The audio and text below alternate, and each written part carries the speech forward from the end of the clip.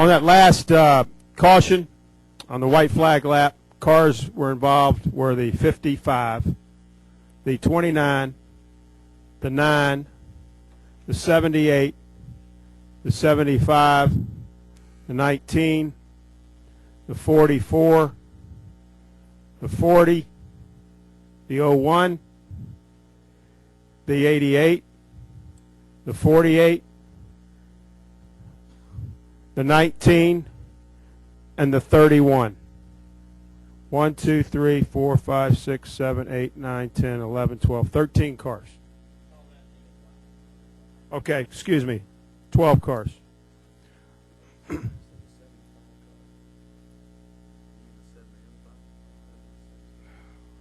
me go into this first, okay? Sorry. 75. 75. 75 cars.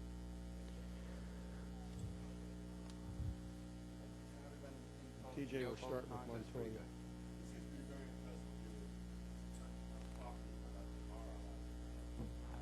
I just do the best I can, you know. Thank you.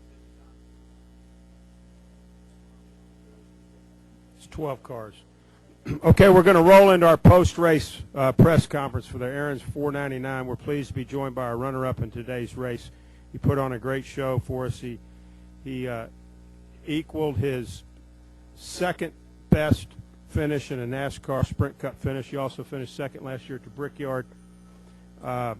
Finishing second today, driving the number 42 Wrigley's Juicy Fruit Dodge, Juan Pablo Montoya. Juan, congratulations. You ran up front all day. Take us through the race a little bit. I thought it was a pretty good race. You know, the Juicy Fruit Dodge was pretty good all day. It was hard because I don't know what they were doing, but there were so many people checking up in the middle of the straights. I had one of the hits. Hello? Very sensitive microphone. Hello? Hello? Hello? There you go. You know, the car was pretty good all day. It was pretty hard because people were checking down the straight pretty hard, and one of those times I hit the front pretty hard, and I thought I damaged the car. We talked about it a little bit, and even like that, you know, they said, yeah, you know, it's bent, but it's not. There's no holes or anything, so we're gonna leave it like that. He was running in the back of the pack at some point, and he got, you know, caution comes out, we'll fix it. Otherwise, we're gonna leave it. And you know, I fell back pretty bad to like 20th place with like 15 laps to go, or 20, and made a couple of moves that took me all the way to the front. You know, it really helped Kyle.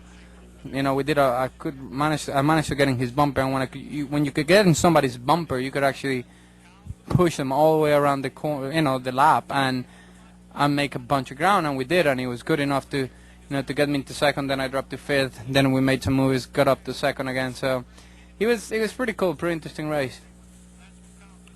All right, we'll take questions now. We'll start downstairs for Juan Pablo Montoya. If you have a question, raise your hand. We'll bring you the wireless. We'll start right over here. State your name, affiliation, please.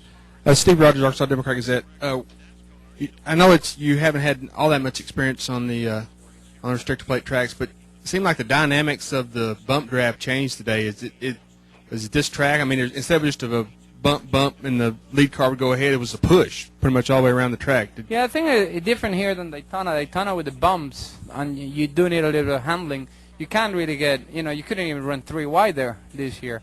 Where here you can run, you know, 4 wide open, pushing. You can get somebody's bumper. I think it's very important to make sure when you're in the corner you don't hit them. You know, you approach, you know, you got enough momentum, just make sure you just get to the bumper. Once you get to the bumper, then you can start pushing them.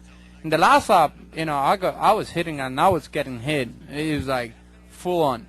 It's like, you know, it feels like a car crash in the street. You know, when you bump somebody, it was like that. But it's like over and over again. It's like kip, boom, boom, one after the other. But it's pretty cool. Next question right over here. Go ahead. This is Don Culber with Morris News Service. Were you preparing, or were you thinking about trying to do anything on that last lap? Oh, yeah. I didn't want to finish second. But I thought, you know, if I'm moving the back straight too early, then if Danny wouldn't come with me, then I wouldn't finish second, but freaking 15th. So I thought, I'm sure. Yeah, I'm sure you were. Yeah. But it's hard, you know. It's very hard to know, you know. You got to think the guy leading was his teammate. So it was a tough choice. I was thinking to try to make a move out of 4, but I was happy finishing second. You know, our best result has been like 15th apart from this, so to get a good result like this, it was huge. Okay, we've got our third place finisher in today's race. Driver in the number 11 FedEx Freight Toyota's Denny Hamlin. Denny, talk about today's race. It was really fun from my standpoint. You know, I had a car that just relatively could do whatever it wanted to do, and when I wanted to pull up to somebody's bumper, I would. And you know, when I would push them, I'd push them as long as my water temp gauge would let me. You know, or as long as they could hang on to it. You know, so I mean, that's all you can ask for in a super speedway race, is to have a car as good as ours. And you know, the best car don't always win. You got to put yourself in position, and we were with 20 to go. We were leading and just made a bad move there. Got shuffled out and went back to 20th. And with all those cautions, all we had time to get back to was third. But it just shows how strong our car was. Okay, Denny, thank you. We'll take questions downstairs for Denny or Juan Pablo. If you have one, raise your hand. We'll bring you the wireless. We'll go over here, then we'll come back here. Winston-Salem Journal.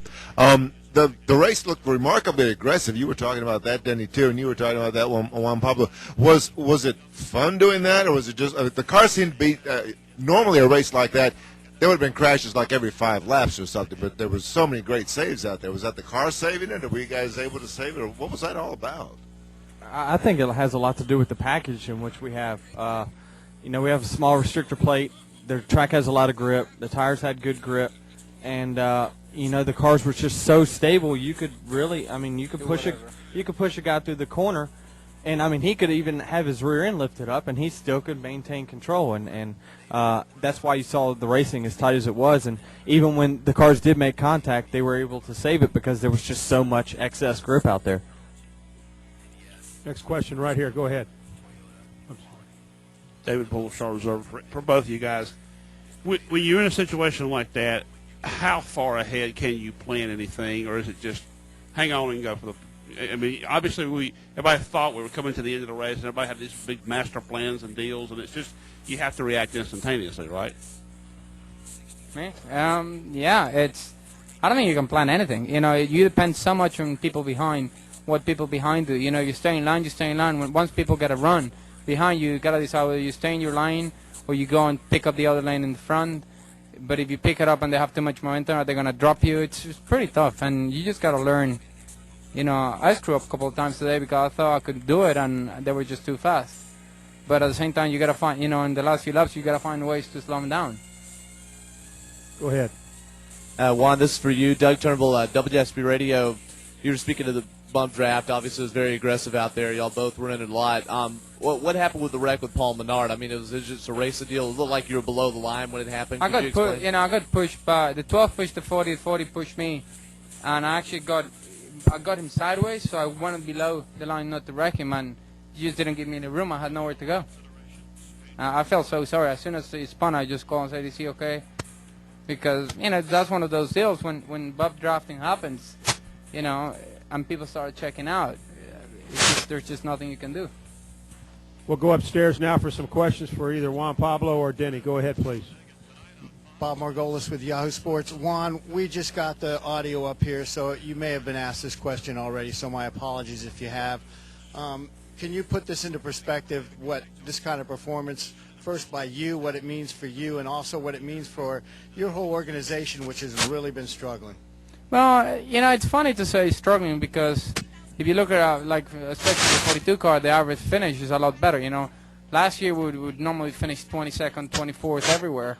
And, you know, 2-3 times a year, we would have, a win here, a second place there, and a fifth place here.